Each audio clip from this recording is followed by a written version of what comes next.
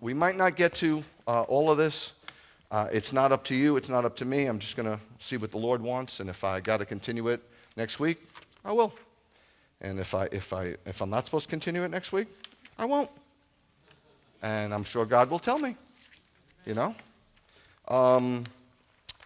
The Torah Parsha. This is the only week that I don't really seek the Lord on the verses, more or less.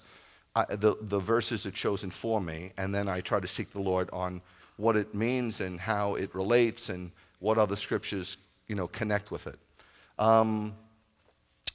Obviously, Jeremy read from Exodus 25, verses 1 and 2.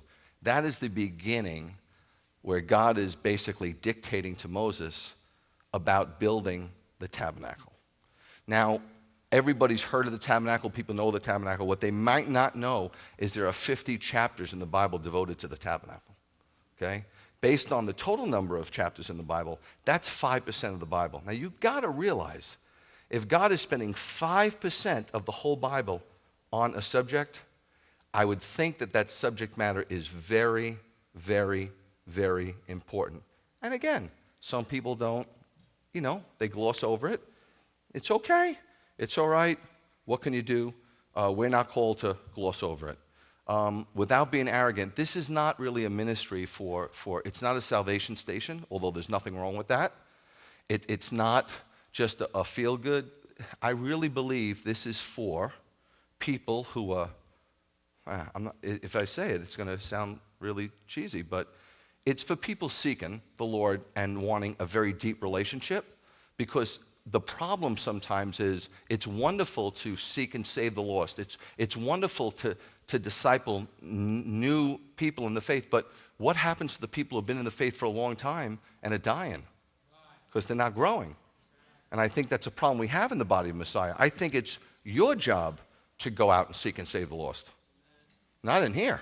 And then I think it's your job to take those that make a legitimate profession and disciple them. Because if you're a disciple, then you should be able to disciple. And some people go, I don't even know the foggiest how to disciple. I'm like, you've been a believer 35 years. You haven't the foggiest how to disciple? And then you sit sometimes in house of worship and you die. Because you're hearing this kind of message that's very much on a level that you're way past, and you're dying. You're dying. So hopefully the Lord will bring some life to you and me today. We'll see. And only time will tell. Now, the first thing we have to do is put those two verses in context. Now, I can't put them in all the context because it goes from Exodus 25 to Exodus 40. The talk about the tabernacle, a little bit about the priesthood. We can't do that, but at least we could put it in a little bit of context because the first two verses are not enough. So let's just go 9 verses, okay? Is that fair? Adonai said to Moshe, okay? This is not Moshe hearing from anybody except directly from the Lord, okay? The word of God is not inspired. It was spoken to men, and they wrote what they heard, okay? Don't think they just got some inspiration, because if it's just inspiration, who knows what they wrote? Adonai said to Moshe, tell the people of Israel to take up a collection for me, accept a contribution from anyone who wholeheartedly wants to give. You see, people quote the 1 Corinthians thing, the Lord loves a cheerful giver. That's nothing new, okay? He said, take it from anyone. If they don't want to, no worries. But you see the wholehearted part? It's just an important thing. It's such a wonderful thing to want to. And the sad part is, or the truth of the matter is, God sees it all. It's like Darren said, we want to give you our whole heart, even the parts we don't. I mean, you say that, and you've given God access to take it. And he's going to take it. Okay, whether you like it or not. But wouldn't it be wonderful if he didn't have to take it, if you just gave it? Wouldn't that be much more pleasurable for him? You know what I mean? When you have kids and you give them instruction, isn't it more wonderful for them to... Because you're going to make them do it, aren't you? One way or another, they're going to do it. You're a big guy, you're a big girl, they're little kids. People say to me all the time, how do you get your kids to do it? I'm like, look at the size of you, for God's sakes. Are you kidding me? Tell the people of Israel to take up a collection for me. Accept the contribution you ought to take from them is gold, silver, bronze, blue, purple, scarlet yarn, fine linen, of course, white, goat's hair, tanned ram skins, of course, for the top of the tabernacle, so inclement weather wouldn't affect them. Acacia wood, you familiar with acacia wood? It's the hardest wood there is in the world. Okay? When we go to Israel, we show you acacia trees. It's the hardest wood. It's like iron. But it's called, you know what it's called in Hebrew? Shittim. And do you know what that means? Incorruptible wood. There's a reason why it's called incorruptible wood. Wood is symbolic for man. Okay, well, there's so much to get into, golly jeepers. When it comes to the tabernacle, it's never ending. You know, you take people down a couple of inches and it's like overwhelming, and you get hundreds of feet to go down with the tabernacle. We could talk about till Yeshua returns. Oil for the light, spices for the anointing oil, and for the fragrant incense, onyx stones and other stones to be set for the ritual vest, the ephod, and the breastplate, of course. They are to make me a sanctuary so that I may live among them. You are to make it according to everything I show you. The design of the tabernacle and the design of the furnishings is how you're to make it. You know what I find interesting about this? So many things. But you know what I find interesting that I didn't ever see, except for maybe a couple of years ago? In New York City, there were two areas of commerce. One was called the Diamond Exchange. Anybody ever been to New York? Okay. Have you been to the Diamond Exchange, 47th Street? From 5th Avenue to 6th Avenue, thousands of booths. Okay, my dad, all Jewish people had a jeweler. My dad was broke. He never had any money, but he'd scramble, he'd sell whatever he could to buy my mother the best. My mother has the nicest jewelry you've ever seen, and he was a poor schnook. We lived in a low-income housing project. You'd think my mother was a princess. She didn't ask for it. That's not my mother's style. My father loved my mother. And he would go down to Mr. Eckstein and say, make it the best. Anyway, so the jewelry, the Diamond Exchange has always been run by Jews, okay? The Garment Center on 33rd Street, you familiar with the Garment Center?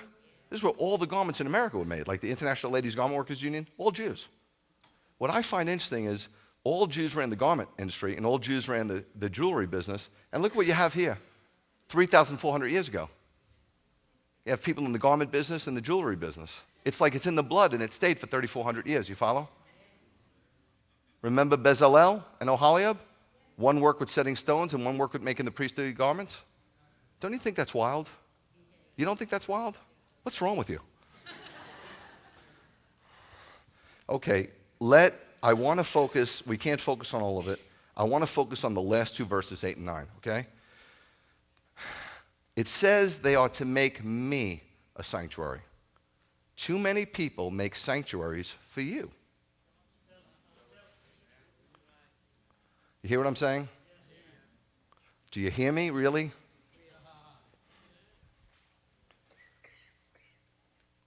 Look, sometimes I have diarrhea of the mouth and constipation of the brain, but I'm very honest, I don't lie, and it's to a fault, because sometimes I say things that maybe I shouldn't say, but I'm going to tell you something.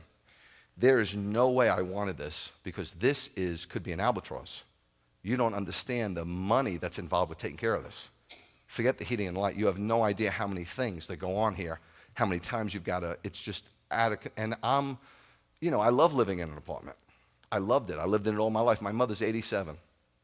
By the way, she's real sick, but she's 87, and she has lived in an apartment her whole life. She's never lived in a house. 87 years in a little dinky apartment. The apartment she lives in is where the second apartment we lived in. After my father passed away, we moved. But she's just, content. She doesn't want anything. It's not living in the house is bad. It's not bad. I'm just saying she's totally content. And we come from my father, my mother, they didn't want anything. They didn't have anything. My father had a lounge chair, like a beach chair, in his bedroom, and he thought he was doing great. The furniture would forever, he'd just paint it over it. Never even scrape it down. He didn't know how to do that. He's a Jew. So he'd just paint over it. It was awful. Just awful. But he was very content. He was content with my mom and the kids, and so was she. And I didn't want this because this is not my mentality. So people were kind of wanting, Rabbi, what? Because we were moving around, right? Darren, you were there when we were at Emmanuel. And then we went to God's house. And then we went to, and we ran out of places. Nobody wanted us. So we had nowhere to go, but that's not why I did it. So there was a lot of pressure. Why don't we get our own place? I was like, for what? What's that going to accomplish? Okay, what's that? I didn't understand what it would accomplish.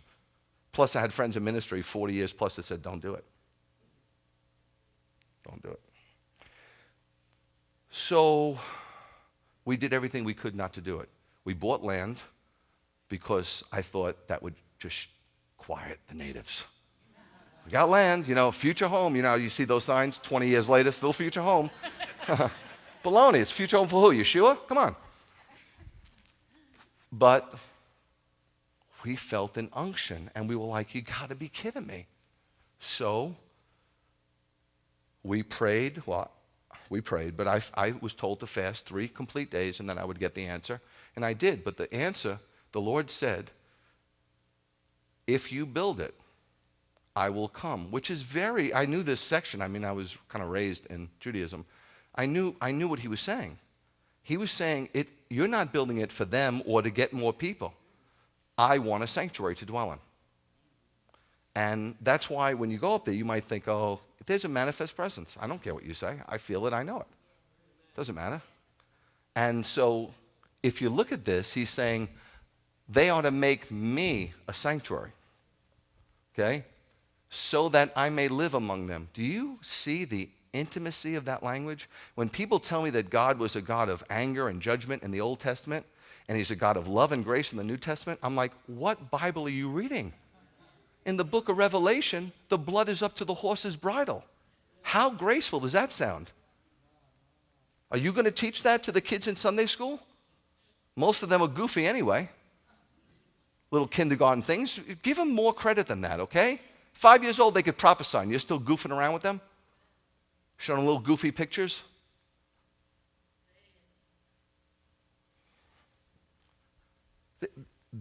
Look at the intimacy. Do you understand what's going on here? Then he says, you ought to make it according to everything I show you. You want 50 hooks on a curtain. What about 49? Not good enough. Not good enough. You can't be 99% obedient, okay? You're either obedient or you're not. Just like you can't be a little pregnant. You're either pregnant or you're not. When the Titanic went down back in England, they had 2 columns, saved and lost. In the Bible, it's black and white. There is no third option.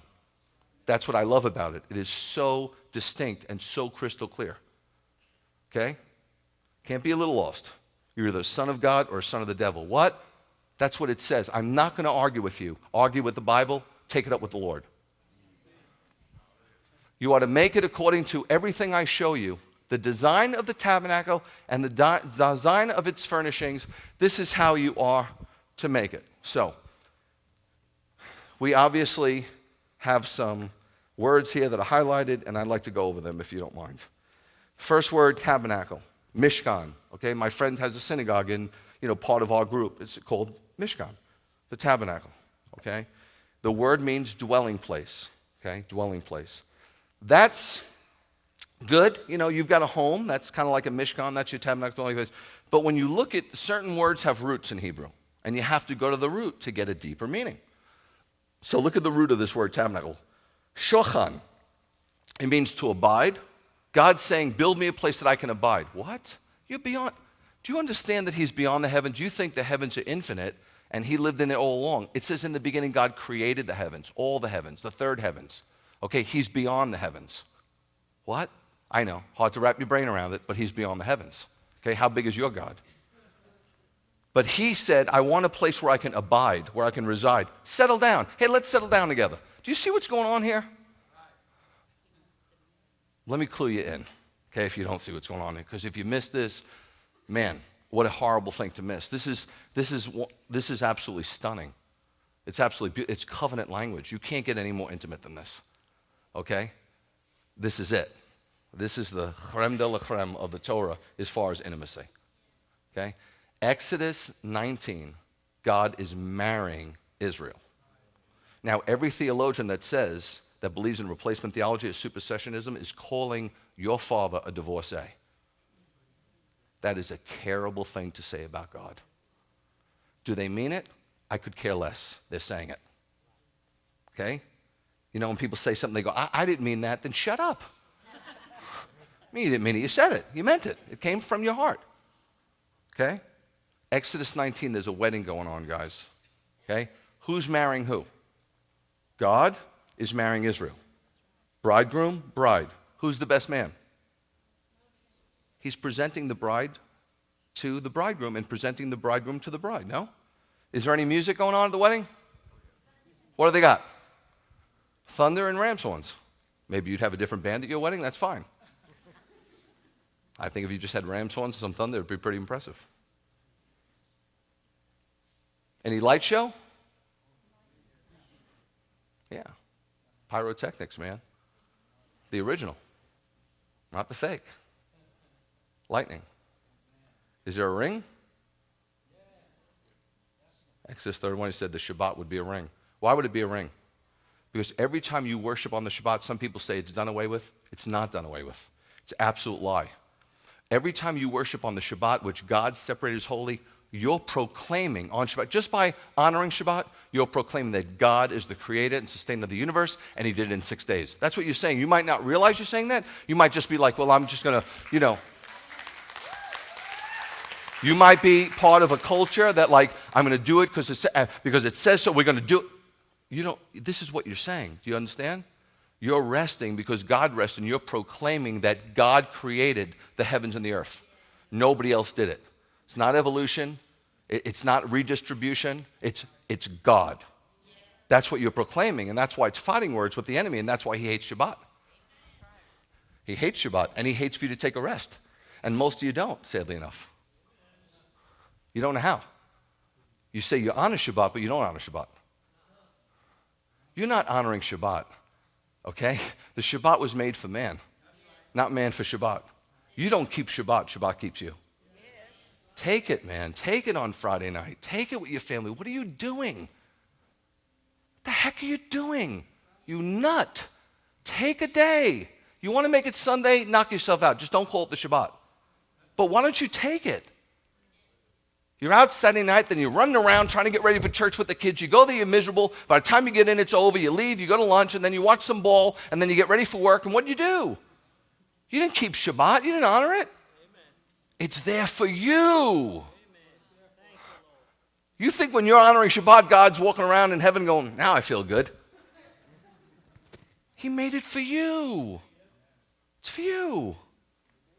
And then what's most important about a marriage in Judaism is the ketubah. That is the marriage contract. I haven't done a ton of weddings because, frankly, a lot of the people okay, I'm sorry. Marriage is an intense thing, and most people don't know what they're getting into, and I don't want to be part of that. Okay? So the weddings I have done, there's always a ketubah. We take it very seriously. You have to sign. You have to have witnesses. You're signing before God and men. You understand? You're making a promise. It is so serious in the Jewish religion that when you can't find your ketubah, you can't sleep together till you find it or produce another one. And we hang the ketubah where? In the bedroom. What's the bedroom? It's the Holy of Holies. Nobody goes in my bedroom. And frankly, I don't want to go in yours. When I go to some people's houses and their bathroom, they only have one bathroom, I'm like, oh, I just feel dirty. It's sacred, I don't like that. I mean, I know what goes on there. I don't feel comfortable going in there. It's like I walk through really fast and I don't want to look in case you got something laying around or something, I don't know. Sorry, Rabbi, we didn't fold the laundry. Oh, boy. It's not that I'm a prude. In fact, I was the anti-prude. I was out there like a maniac when I was secular. But there's a regard for it. I just don't feel comfortable. So that's the Holy of Holies. But you see, live among. He wants to settle down with you. I think that's unbelievable. Look at the word sanctuary. This is even better. Mikdash, sacred place. Okay, so the sanctuary is supposed to be holy. Not that you can't talk and laugh and have a good time, but this should be separate. God is a God of distinction and separation. The first thing he did, he created light, not sunlight, the countenance of his face, and he said, I separated it from darkness. We have to be separate. Okay? If you're a friend to the world, and the world thinks you're cool, and you just fit in, and you're one of these cool Christians with the Hawaiian shirt and all the lip rings, you're not cool. You're trying to fit in. That's not cool. And you think you're being your own person, you're just like them. You're not being your own person. You're not an individual. You're following the crowd. It's supposed to be separate. Shabbat's supposed to be separate from the other days. I don't wear a suit any day but on Shabbat. I don't have a corporate meal any other day in my house like Shabbat. Could I? Yes, but you can't because it's not that doable, but on Shabbat it is. Friday night it is. Phone goes upstairs, computers go off. I try to leave here, okay. This Friday it didn't work out. I left at about 5:30, but I try to leave by about 12:01 and get home. Bernadette's preparing. The kids have cleaned the house. They clean the house from like 12 to 2 because the house is supposed to be clean. Why? Because it's Shabbat. It's special. I want to make it special. Okay? It's special to God. It's special to me. We have a special meal, a very nice meal. We read Scripture. We talk. We laugh. Then we hang out together. And then in the morning, we all come to worship, corporate worship. We don't do that any other day. Why? It's Shabbat. It's special. I want it to be special. After this, I go home and I rest. I just meditate on the Lord. I just rest. I don't run anywhere. I just kind of rest. And then when Shabbat's over, it's over and there's a distinction. I'm trying to create something that's distinct because God says it's distinct. He says it's a sacred place, holy place. But look at this. This is cool. Look at the root word of sanctuary. To set apart, to separate, to dedicate. Isn't that beautiful? So we've got this marriage that went on in Exodus 19. Now, did God have to build a sanctuary to live with us? Do you see what's going on? Guys, do you see what's going on? Please tell me you do. He could have went back up to the heavens. Think of how unsettling that might have been. You don't expect him to hang with you. He's God. You don't expect him. Hey, you gave me a Torah, I get it. If we need you, I understand the 911 thing. We'll call you. I know you'll be there. But you go back up to the heavens. That would have left them so unsettled, insecure. You imagine getting married and telling your wife, look, I'm going to live, it's so crazy when I hear about those relationships. You're living somewhere else. We have a long-distance relationship. You don't have a relationship. Can't relate to somebody once in a while. It's just incredible. He's building a place to dwell with his wife. Yeshua said, I'm going to do what? Hello? In my Father's house. He's the bridegroom that's coming for us.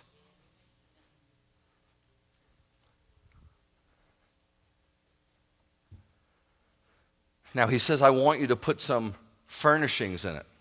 Look at this word. I only highlighted 3 words, no big deal. 2 sentences, 3 words, and you'll get more intimacy about God's love for you than almost anywhere else.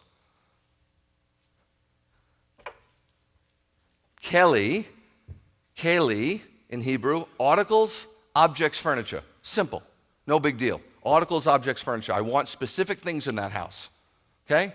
And those things are highly and richly symbolic.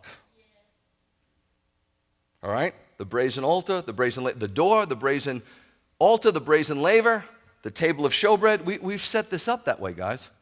There's a table of showbread here. There's a menorah, the Holy of Holies, where the Torah resided. There's a reason for that. Look at the root word. Chala, which is another word for bride, to be made complete. When people sit with me, I'm just going to give you a heads up. Just forgive me, but I'm blatantly nuts. If you are engaged to be married, don't come to me to marry you. It's too late. You've already made the decision. Doesn't matter what I say. You're going to yes me to death. Oh, we got this, we got this, we got this. How's the statistics showing? Come to me before you get engaged so we can talk a little bit maybe. You understand? Because if I could talk you out of it, you probably shouldn't get married. Chala, to be made complete. When people come to me, let me tell you the biggest warning sign. You want to fool me? Let me tell you the biggest warning sign, okay? When you say, he completes me. First of all, I want to throw up. I'm like,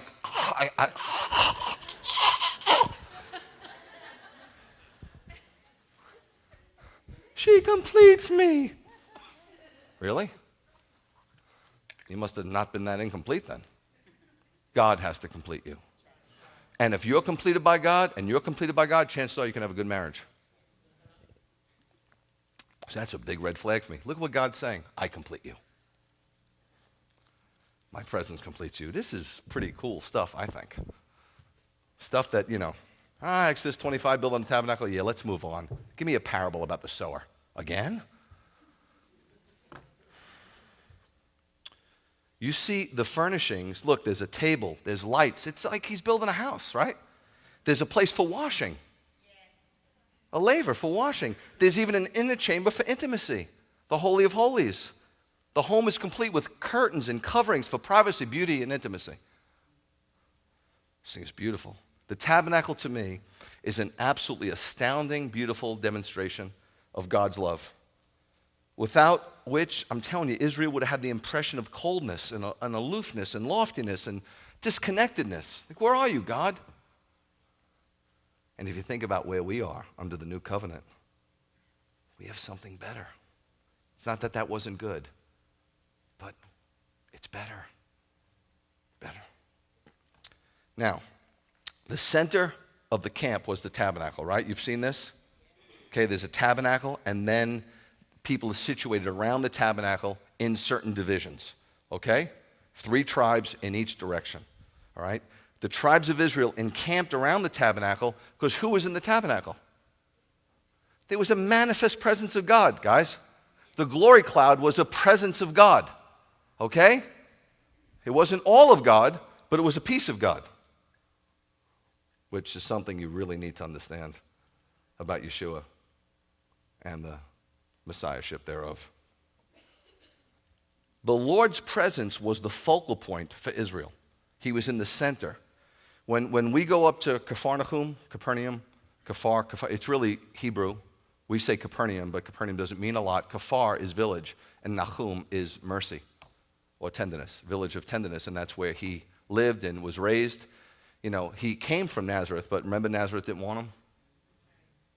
They didn't need him, so he couldn't do many miracles there. Can you imagine that? Son of God couldn't do miracles. But in Capernaum, the synagogue is in the center of town. It's very hard to picture that a mentality because what do we have here? It's crazy, 300 buildings. It's scary. It's kind of scary. But the synagogue was in the center of town and everybody gravitated because God was telling us, I want to be in the center of your life. I'm a jealous God, not a stalking, mentally ill boyfriend, but he's jealous. He does not want to share you with another God, and he shouldn't have to. He shouldn't have to. The center of the center, the tabernacle is the center, but the center of the center was the Holy of Holies. We spoke. I love that song. I love that song for a lot of reasons. One, because the first time I ever stepped into a Messianic synagogue was they were playing that song, and I just lost it. But the center of the center was the Holy of Holies, and what does that house? The Torah. And the Torah, again, is God's ketubah. It's his sacred marriage alliance. It's an alliance. It's an everlasting alliance for defense. A covenant, a brit. That's the definition in Hebrew. An everlasting God saying, look, I'm going to marry you. Okay? Now, it's really the Torah because you read things in Ecclesiastes that weren't ordained of God. There's things that Solomon said in his jadedness that wasn't from God. You understand that? So you have to be careful what you read. Because some of the things that were said by people, God allowed it, but it wasn't from God. You understand what I'm saying? The Torah is dictated by God. It's the ways of God. It's the heart of God. It's the voice of God.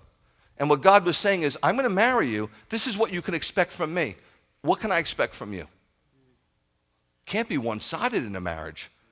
I'm sure you've had friends they just call you when they need something. And sometimes you love them so much that you just deal with it. But you want to say, you really stink as a friend. You're not really a good friend, but friends are so hard to come by. We'll take anybody we can these days. True friends hard to come by. But the ketubah, it's God's teaching. Some people have a problem with law. They just don't like law. I got friends that are cops and stuff. People hate to be told what to do. Why? Because we have a rebellious spirit. Look at the Bible. Look at somebody like Korah. He was a Levite. He was number 2. behind the Kohanes, behind the priests. He got to go in the holy place. He got to see visions, and he got to hear from God. And he got prophetic messages. It wasn't good enough. So what does he do? He gets 250 prominent leaders of Israel to side with him. Totally lied to him about Moses. And where does he end up? Going down to Sheol screaming alive. And the crazy thing is, then the fire came out from God and burned the 250 that followed him. Be careful who you associate with. Be careful where you pitch your tents. You're an accomplice at that point. And it burned, and what did he tell them to do with the metal that was burned? Make a thin sheet of bronze and put it on the altar. So every time you go to make a sacrifice, it'll send a memorial to you. You follow?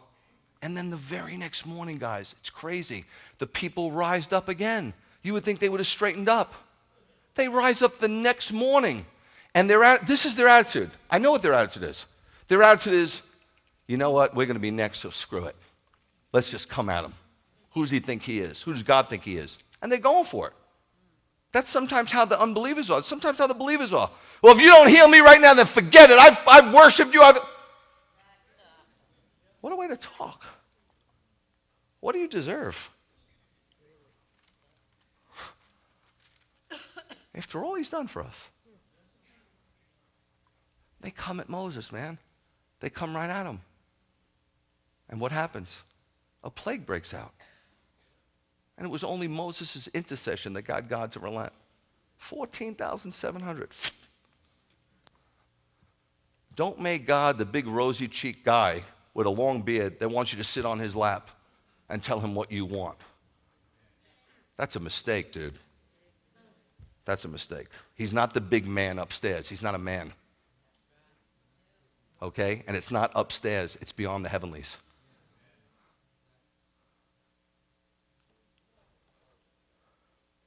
You might have a problem with law, so pick a word that you're comfortable with. Do you like teaching? That's what the Torah is, God's teaching. Do you like instruction, testimonies, ways, precepts, statutes, ordinances, not commandments, promises, appointments? It's all part of the Torah. But it is God's heart. When you read it, it's God's heart. What would God do if he was a human being? How would he be? Torah observant. Because if you break the Torah, that's called sin. And if Yeshua was a sinner, then we don't have a leg to stand on. So what would Yeshua do? It's not what would he do, it's what he did. He did it. He did it. Now are we off the hook? Well, if Yeshua is only God in the flesh, then we're off the hook because, hey, who could follow that act? But he's also a man. When he was hungry, he was hungry. When he was tired, he was tired. And when he had temptation, he had to fight it. So what's it saying to us? Maybe we need to just fight. Is it easy? Obviously not. Is it worth it? Anybody who's fell to temptation, it's caused great pain. You know it's worth it. If you could do it all again, you'd do it differently probably. We say, well, everything works out for a reason. What are you, a swami? Huh? Do you want to put a jewel in the center of your head and get a crystal ball? Everything works out well by the grace of God, but you can prevent some stuff. Okay? You don't have to go to jail and be strung out on heroin to find the Lord. It's not what I pray for my kids. Oh, Father, let them end up in jail so they can really find you. It's a wonderful place to find him. It's a wonderful place to find him anywhere. But I got news for you. You didn't find him. He's been looking for you all along. Just as the ketubah, just as the Torah was in the Holy of Holies, in the inner sanctum, in the inner room, the ketubah needs to be hanging on the inner room of our hearts, not our bedroom. And through the new covenant, we have that. It's not posted anywhere. It's not in a yard. It says if you are born again, this is how you know. The ways of God, the Torah of God, is written on the inner part of your heart, which is your Holy of Holies. You can't get any more internal than that place. That's why some of you were raised in it, some of you are nice little people, whatever. But there are things that I'm doing now that I would never have done as a secular human being. Not in a million years. One of them was marriage, really. To me, it was just absurd. I didn't see the point. You know? So let me get this right. I work. You shop.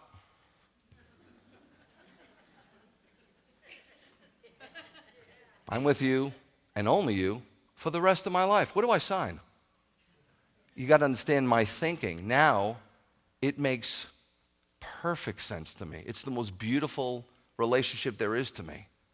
I just, that's where I put most of my effort. Not that you have to with Bernadette, because she makes it so dang easy.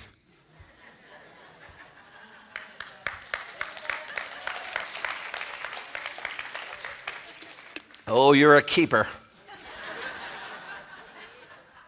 Look, we sang Eit Chaim, just one verse. Look at just another little section of Proverbs 3. It says happy, remember? Straight. Not just happy, because a lot of things make us happy. I love ice cream. That makes me happy. But happy in the Hebrew, straight as opposed to crooked, right as opposed to wrong, even as opposed to unlevel. Okay? Straight, the person who finds wisdom. What is wisdom? The fear of the Lord is the beginning. It's the ways of God. Wisdom isn't knowing how to build something. That's a wisdom in construction. But when when Proverbs speaks about wisdom, it's talking about the ways of God. Happy the person who finds wisdom, the person who acquires understanding, how to apply the wisdom. It's not good enough to know it. You have to know how to apply it and apply it. For her profit exceeds that of silver. Gaining her is better than gold. She is more precious than pearls. Nothing you want can compare. The ways of God are incomparable. That's what God's saying. Long life is in her right hand, riches and honor in her left. Her ways are ways of pleasantness, right? We say that. And all her paths are peace. We get it from the word. She is a tree of life, Eitz Chaim, to those who grasp. Now look, honor, it says glory, splendor, but take hold. You know what that means? It means to aggressively apply it in the Hebrew. To be aggressive, to be determined, to be very conscious, not subconscious. Well, I'll just float and let the Holy Spirit just lead me through life. Listen, the Holy Spirit will lead you, but it's not going to force you to do nothing. There's a human side to this. There's a divine side. But you know what I mean? It's not autopilot. Okay? You're going to have to be aggressive and determined and conscious about following God. Okay? It's got to be in the forefront, not in the back of your mind. Right in the forefront of your mind, because a lot of things are going to come at you. Now, the last verse, Exodus 25:9, you ought to make it according to everything I show you. If nothing else, you realize that God is very definite. There's nothing about God that's haphazard. We might not understand it. It's okay. In Judaism, there are laws in the Torah that are called chukim. These are laws we don't understand, but we follow them. What do you got to lose? You think God's ever going to sit down with you and say, come here. You're being too obedient. You're taking me too seriously. Lighten up. If you set the bar there, we never make the bar. So you might as well set it high. I understand life is busy. I understand you're all busy because I'm busy, right? I don't have time to breathe sometimes. It's insane. It's busy. It's moving fast. Everybody wants you yesterday. Okay? But I think following God will bring more peace into your life. Okay? That's what I think. And setting your week around the Shabbat, I love Friday. You know what I mean? I mean, this day is the best. From Friday afternoon to tonight, it's like a 24-hour pleasure cruise with the Lord. If you apply it, and somebody says, that's the Old Testament, and all flesh shall come to worship before me, says the Lord. Are you all flesh? You'll see when he comes. The design of the tabernacle, that sounded mean. I didn't mean it to sound mean. I apologize. Do I sound mean sometimes? I know I do. I'm sorry. The design of the tabernacle, the design of its furnishing, this is how you are to make it. Look up the word design, okay? Tabnith in the Hebrew, the pattern, the plan, the model, okay? build according to specification. There was a divine pattern, a divine design. The modern terminology would be a blueprint or an architect's rendering or drawings. Very specific. So I got to believe if it's very specific, there has to be some meaning to it all. Okay? Where do you think you're going?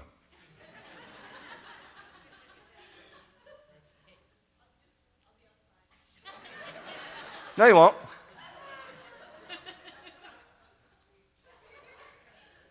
Where are you going? What?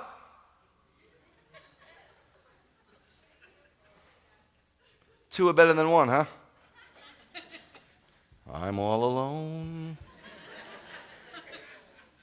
All the Jewish sages agree. Every single one of them, okay? From Hillel going forward and back. Every single Jewish sage agrees that the Mishkan has rich and deep and symbolic meaning.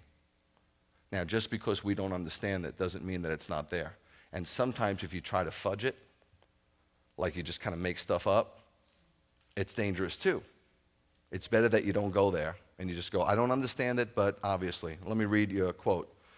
And then I don't even know if we're going to get into it. I don't know. It's just a lot. And there's a sage, Isaac ben Judah Avravanel. He can trace his lineage back to King David. Easy. Born 1437, died 1508. He was a Portuguese Jewish statesman, philosopher, and Bible commentator. He obviously escaped the Inquisition and went to Portugal. There was about 200,000 Jews that had to escape. You could become Catholic or die. Isn't that sweet? And that was by order of the Pope. Wow. Is there a third option? I mean, nope. So they just exiled them. They kicked them out. Some they persecuted, some they killed, and they ended up in Italy. There's still an old Jewish community in Italy that still lights the Shabbat candles. I've always wanted to go visit that, actually. Does every detail of the tabernacle and its furnishings, this is a quote, have symbolic meaning, or can we accept that God commanded them purely for ornamental and aesthetic reasons? Question mark. So he's asking a question, okay? It's kind of rhetorical, but he's asking it. Does every detail of the tabernacle and its furnishings have symbolic meaning? We have no alternative but to assume that they have an allegorical meaning over and above their immediate literal sense. Our sages accordingly tried to provide us with insights into their symbolism. Just for your information, if you have two Jews, you'll have three opinions. Okay, I'm very Jewish. I come from a very Jewish family. My whole family is Jewish. And we tend to be funny. My mom, 2 weeks ago, that's why I was teaching on prophecy and the prophetic voice, and I seemed very intense, mainly because it was an intense subject, but also I just got a call that morning that my mother was going for emergency surgery. And I didn't tell you about it, and I didn't look. I knew she was going in about 11:30. So anyway, she ends up she's not doing well. She's just been sick for a while, but she's tough and she's sweet. She's an unbelievable woman. And we're unbelievably close. And she had a bowel obstruction, supposedly. But then she doesn't even know. I mean, she doesn't know what's going on. She doesn't ask anybody. And my sister's there with her, thank God. And I've always felt guilty about leaving. God's called me out. I've always felt terrible about it. You know, and I've tried to make her come. I begged her to move with me to Georgia. She wouldn't move to Florida. I begged her to move to Georgia. And this is her reasoning. This is classic Jewish thinking. I'm not moving to Georgia. And I go, why not? She goes, I had a friend, Dottie. Her son moved her to Atlanta. 2 weeks later, she dropped dead. How's that for reasoning? Is that deductive reasoning? Is that cognitive thinking at its highest level? So from a bowel obstruction, I find out they remove 1/3 of a colon. She doesn't even know it. She's just sitting there. She goes, they keep me very clean and all. And, you know, I went through a similar thing, so we could totally relate. We talk and we share, and I try to just, you know, encourage her and tell her what an amazing lady she is. This is her. She's in so much pain, and she says, but the good news is, my son, my grandchildren are seeing me every day, and I didn't see them that much, so it's a blessing. You know what I mean? That's her. That's her. She doesn't realize how incredibly positive and strong she is. I mean, as a little girl, she was a social worker in Harlem when it wasn't safe for anybody to live there, no less a little white girl. Okay, but that's what she wanted to do. She wanted to help that community. Okay, so she went. In the 50s, a lot of Jews did that. They were, you know, you heard me talk about Martin Luther King and how tight the Jewish. I mean, 2 Jews ran the NAACP. They founded it. You know, but things have changed. People don't know. So I speak to her yesterday for Shabbat, and she ends up spending 2 weeks in the hospital, and they got to get her out because her insurance won't pay for it anymore. That's our care today. You just call it what you want. I don't care what you say, okay? And sadly enough, the insurance companies are making a killing. Doctors are getting beat up pretty good, but the patient suffers the most, okay? Because what do we want? You know? What we just want to get help.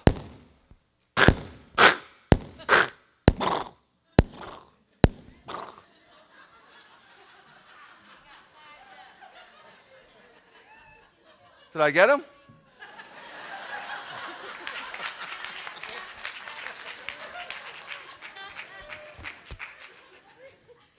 Good shooting, Rabbi. I nailed him, huh? Ever since I came to Georgia, I learned how to shoot a gun. So they finally move it to this facility. There's a facility called Sarah Newman, which is a wonderful facility in White Plains. They're going to do therapy with her. This is the woman who couldn't move for the last 20 years. And so she's there, but she's very happy to be there because it's a beautiful facility. And I speak to her yesterday, and I said, Mom, how's it going? She goes, I had a psychiatrist come in here. Because, you know, when you're old and you seem depressed right there. So I said, what was that all about? Oh, it's part of their program. And she's talking to me, and I said, what'd she ask you? She said, do you feel like killing yourself? My mother says, I don't even know how to kill myself. Like, how do you do it? Maybe I will.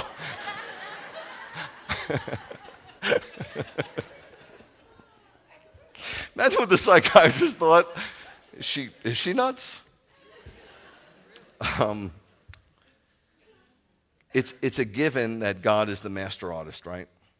And the book of Hebrews states that the tabernacle was a type and shadow of the heavenly dwelling place where God dwells. He made it accordingly, a model. So when you look at the tabernacle, you could see God's house in heaven. And it's something, I'm telling you, 50 chapters and 5%. It is something to look at, and it is something to understand. It is something to meditate on. It is an amazing structure. And Moses was concerned about every detail, remember? Every single detail. And when he looked finally at Exodus 40, he looked around and goes, you got it. I mean, God is very detailed, and we have to be detailed along with him. If God says, go there, go there. If he says now, now. He knows what he's doing, and we don't. Look at the world. Look at the believing community. We're very, very dysfunctional, okay? God is the exact antithesis of that. He functions perfectly. That's why there's a sea of glass around his throne. He never loses it. Perfect peace. We have to let him dictate. Now, with that being said, there is an alluring fascination in the believing community, not in the main line. There's an alluring fascination to super spiritualize, okay? If you want to sell a book today, the average Christian book sells maybe about 1,000 copies. But if you want to sell 1 million, you saw heaven. No offense, but there's only one guy in the Bible that saw it, and he said, I can't even talk about it. He couldn't talk about it, but everybody else can. Could it be true? Could it be a pizza that the person ate the night before? You want to have people come out to see you? Tell them you're going to talk about where the Ark of the Covenant is. You have a friend who's a general in the Israeli army. And then tell them, shut off the mic. I can't let anybody hear this. There's a lot of these enigmas and revelation that people are looking at that aren't from God at all. Okay? It says the secret things belong to the Lord your God. Those he reveals to you belong to you and your children forever for the purposes of obeying all the commandments of the book. So you get a revelation, you become more obedient, thumbs up. Now, does that mean there's not revelation? There is revelation. I'm just telling you, be careful. The main lines, what they did was they would just they put on the brakes, Yeshua only. Saved, that's where I start, that's where I end, that's all I'm interested in because I don't want to mess around. Because we've messed around, we got burnt. You got to be willing to get burnt sometimes. Okay?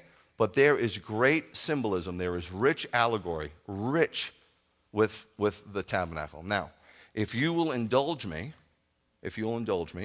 I would like to take a crack at it. Okay, I've been looking at this thing for a good while. I could be thoroughly wrong. I don't want to take a crack at it right now. Does that upset you?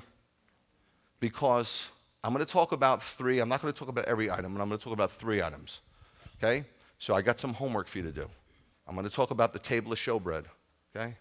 What do we got under there?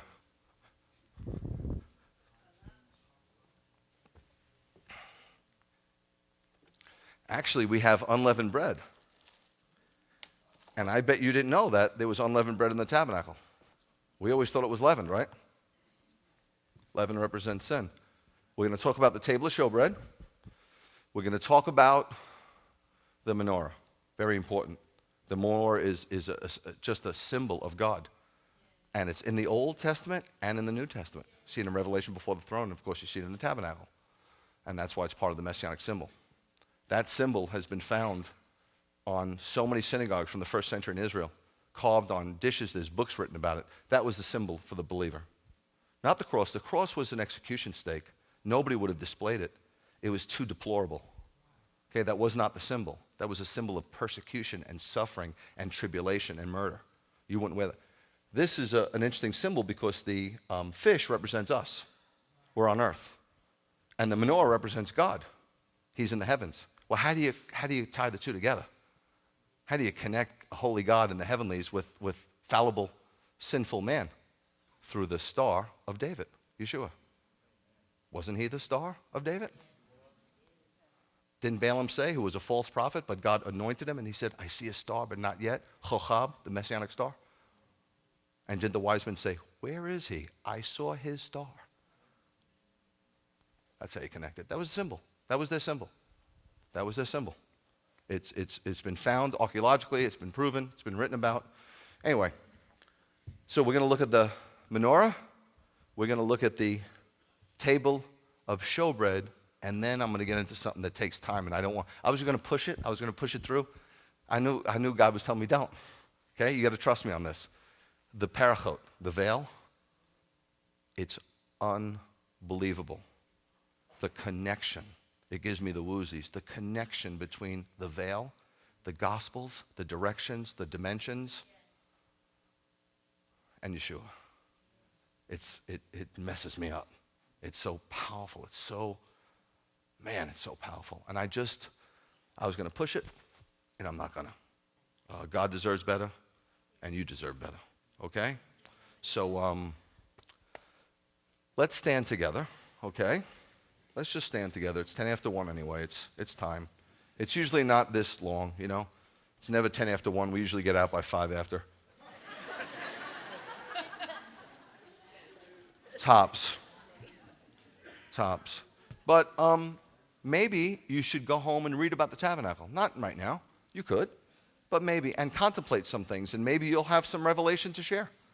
Maybe you'll have ideas that you never saw. Maybe all you need to do is pray and say, God, show it to me. And then maybe when I share some things, you'll be like, that's what I saw.